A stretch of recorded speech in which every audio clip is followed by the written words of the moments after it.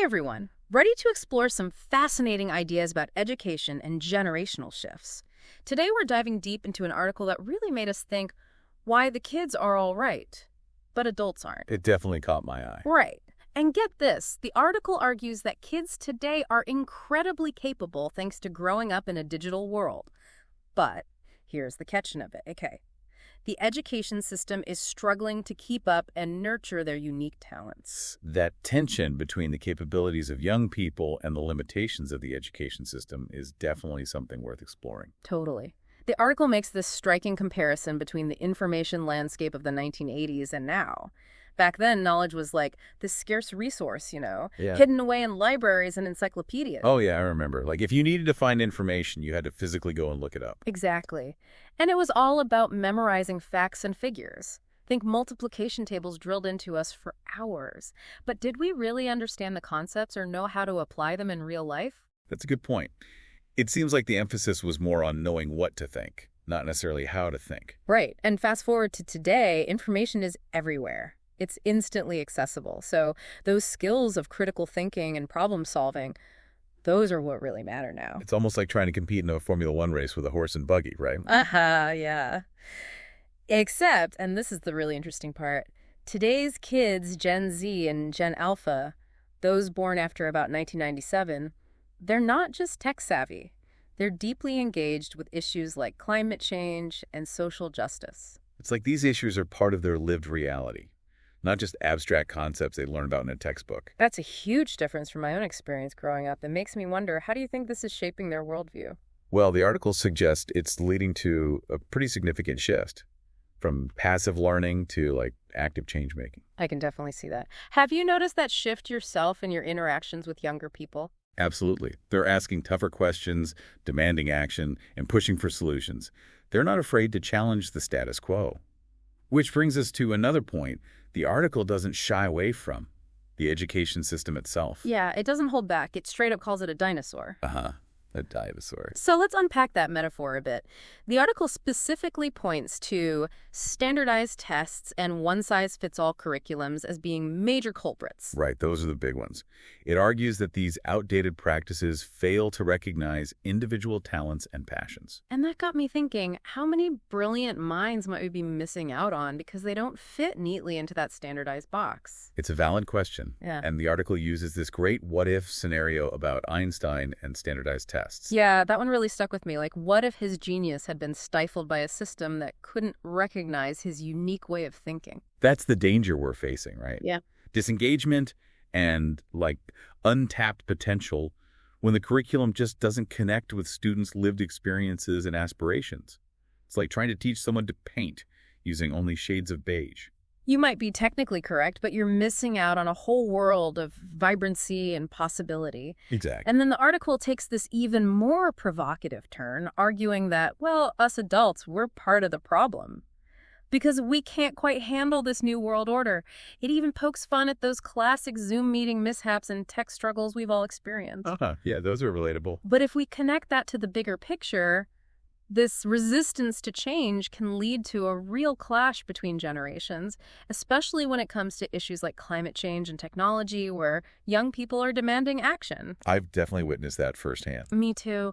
Especially when trying to talk about climate change with older relatives who grew up in a very different world. It's like we're speaking different languages sometimes. It's like we were saying, this disconnect between generations, how adults often struggle to adapt to the rapid pace of change.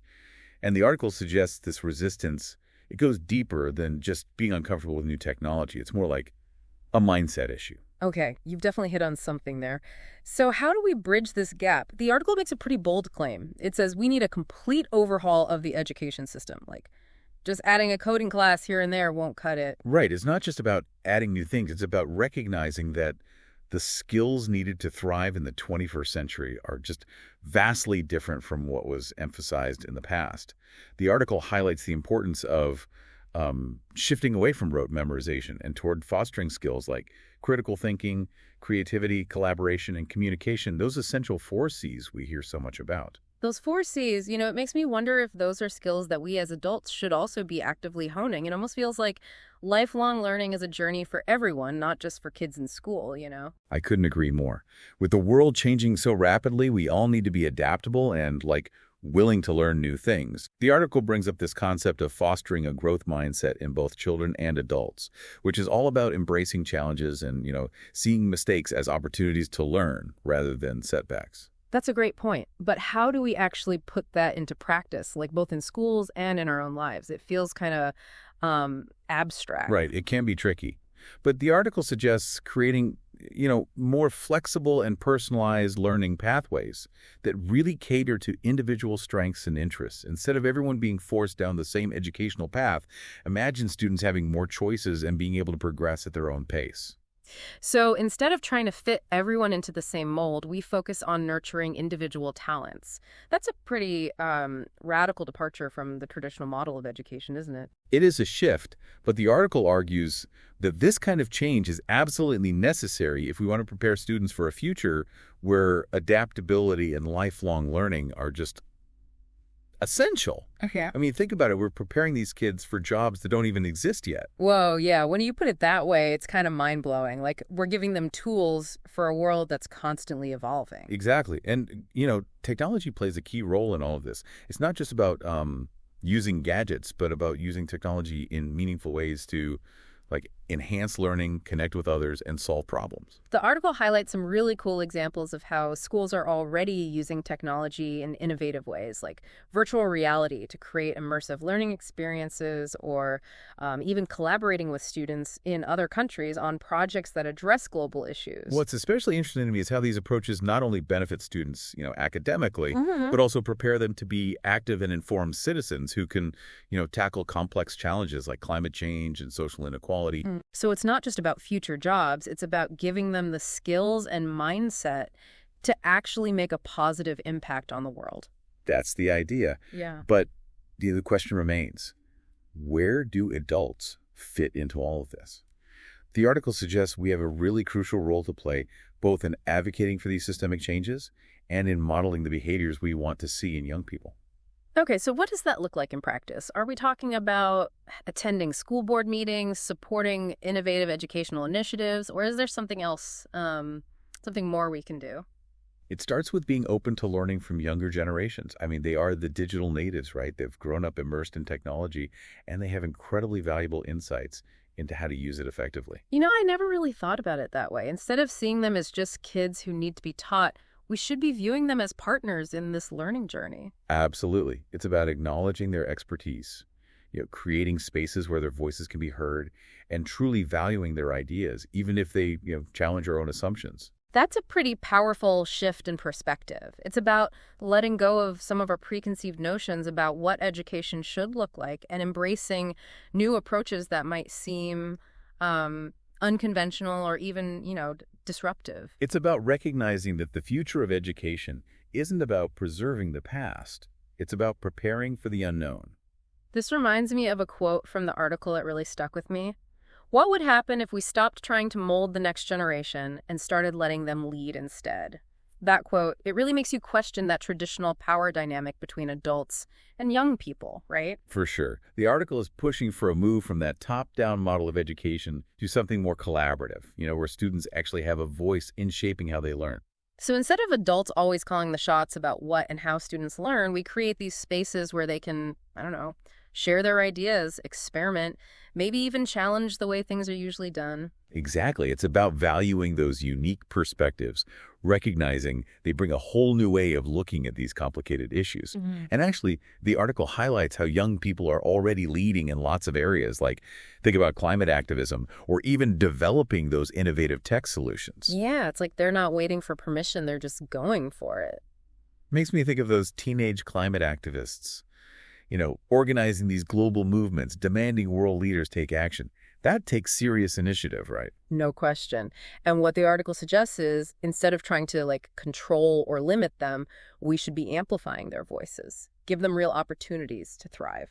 That brings to mind something we touched on earlier, that idea of digital fluency being a form of intelligence. Oh, right. Could you break that down a bit more for us? Sure. The article's point is that those skills we often see navigating the digital world, figuring out what's real online, even understanding those complicated gaming strategies, those are actually problem solving in action, adaptability. It's not just about being good with tech, it's a different way of thinking, shaped by growing up in a world where everything's connected. That's a really interesting way to look at it. It's easy to dismiss those skills, right? Like it's just playing games or wasting time online.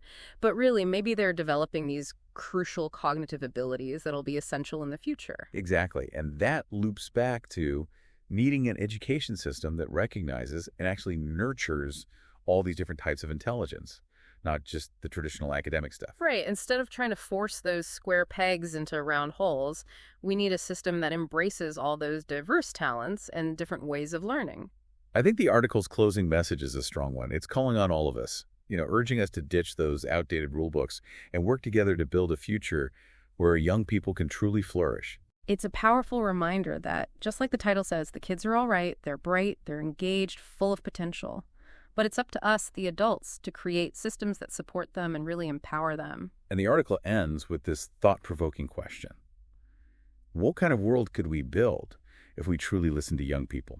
Embrace their ideas, encourage their leadership. Definitely something to think about long after this deep dive.